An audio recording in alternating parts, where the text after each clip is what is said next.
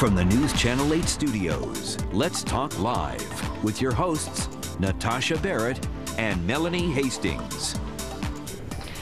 Somehow you feel like the walls are coming in on me. You ever feel that way? Yeah. Well, you know, could the color of your walls actually be affecting your life? I think they could. Interior designer Denise Willard says yes, and she's with us to reveal the hottest paint trend of the summer. How are you, Denise? Great. How are you guys? Good. You got a great color on. Oh, thank you. Absolutely. I love it. It's actually turquoise is the hottest color this year. Is it really? That's why I decided to wear it. Are people actually putting that on their walls? Like, I love that, and I have a lot of shirts in that color, but I don't know about on my wall at home. They are, or they're doing drapes or accessories and that kind of thing, because that's a much easier fix if you want to get rid of it, like say a year from now, and get you know, once the trend sort of dies down. So, but yeah, we're definitely seeing a ton of it. Choosing color can be a little bit of a challenge. Yes, absolutely. And sometimes what you see on that little paint chart, you know, sometimes it doesn't look so great on your wall. Exactly. How do you go about choosing?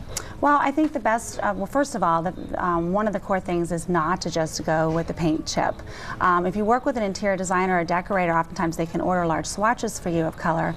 But if you don't have that option, you certainly can buy a little sample of the paint and test it out for yourself.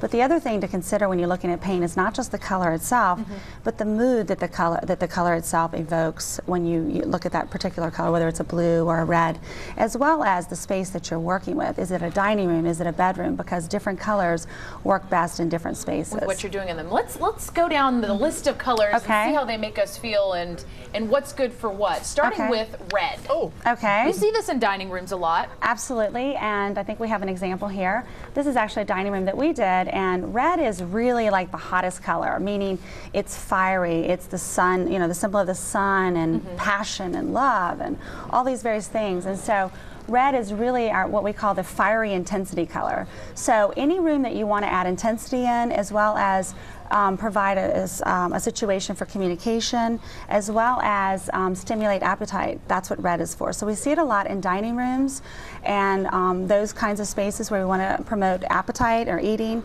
and communication, but we don't use it a lot in bedrooms, for instance, because we want to create a more peaceful space in a bedroom. Calming. What about another hot color, orange? Orange is a very close second to red, and in this case, we don't see it on the walls, but we see it actually in the drapes. I like how that's done. I love the drapes that are ceiling to floor. Yeah, they're very pretty. That's actually like a soft orange. It's like an apricot tone, so it's a little bit toned down. Orange is a very warm color, very welcoming, and it tends to evoke a sense of communication. So again, you use it in situations like this living room where you want to create an environment for talking and communicating and conversing, but you also can use it in spaces where you want to invoke a feeling of creativity. So actually another interior designer friend of mine uses it in her studio. Even though it's a warm tone, it fits because she's a creative person. Yeah, yeah. Yellow, I want to see how you did yellow here. That's nice. Yeah, this is actually a sort of a little bit of a twist. It's got some blue in there too. Yellow is an interesting color because oftentimes when you go to, say, an open house, there's yellow everywhere.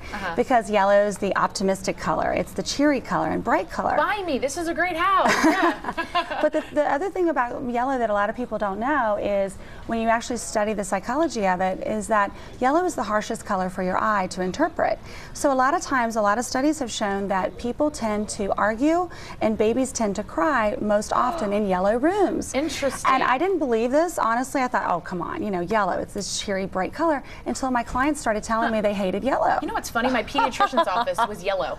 That all comes together. Yeah, getting all the shots, babies. getting everything done. Yeah, and when I started asking my clients, like, why do you hate yellow? I'm like, who hates yellow, right? Then they started to tell me, well, it's because my parents fought in a yellow room, and now they're divorced. And so I do think there's some truth to it. So it's an interesting. All about association, It's isn't a very it? interesting Well, color. that room that you just showed us with the yellow, was that it looked like a living room? I think I saw a couch there. Is that the kind of room that you would suggest? Yes, yellows are to a good. bedroom? Yeah, yellows, well, you can do some paler yellows in bedrooms, but I would say in general they're better for cheerier, brighter spaces, a sunroom, a vestibule, a foyer, you know, those kinds of rooms, or even a bright and cheery living room like this one. I love yellow on walls. Me too. It looks like the sun's coming in. Me too, and it's an Lots of optimistic light. color, so. Let's it is move about on and try to choosing the get tone, though, isn't it? the other Absolutely. colors. Green is next. Okay.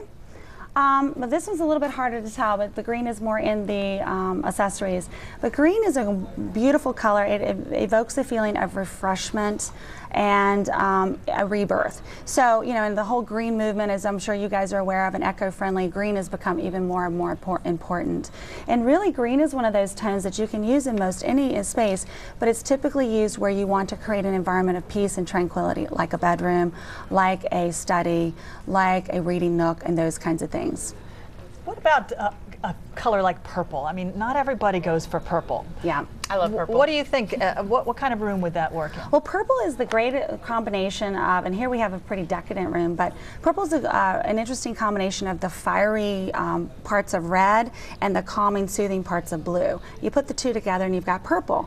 And purple has sort of two spectrums to it. One is this decadent, you know, opulent, sort of regal feel, you know, richness, wealth feel. It also has a sense of spirituality and meditation, and so we see it a lot in either spaces where we want to really do it up and go a little crazy, or in meditation rooms. A lot of people are now starting to add them to their homes, and so it sort of goes on both ends of the spectrum. And of course, a lot of young girls love purple. Oh, they do. Their Color, yes. yeah. Are people actually doing white, keeping walls white these Absolutely. days? Really? Absolutely.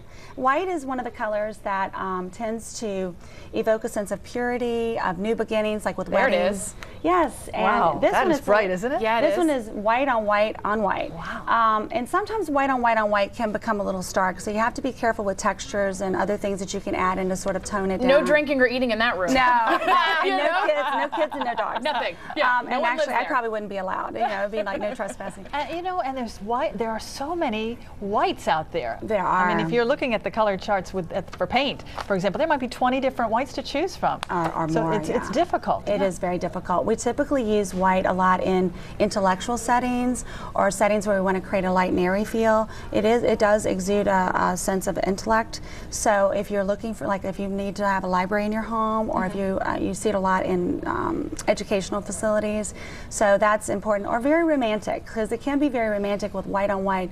But again, you have to add in certain It depends textures, on the fabrics, like right? sheers and things, like in a bedroom, you know, etc. Those kinds of things can make it much Take more off the shoes before you go in that room. Right? Last but not least, black. Here you can get messy, right?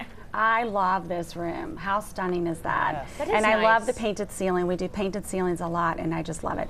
Black, think about black. When you go out for a night on the town, what do we typically wear? Black. Your little black dress, True. right? It's so slimming. It's slimming, it's elegant, it's sophisticated, and it just has this, you know, it's this Hollywood glam kind of feel, and the same thing applies to your house. So that's where typically we use, any black we use in any kind of space where we want to really add a little bit of oomph, a little bit of sophistication, and make it really, and it really doesn't apply, you know, you can do it in any room really.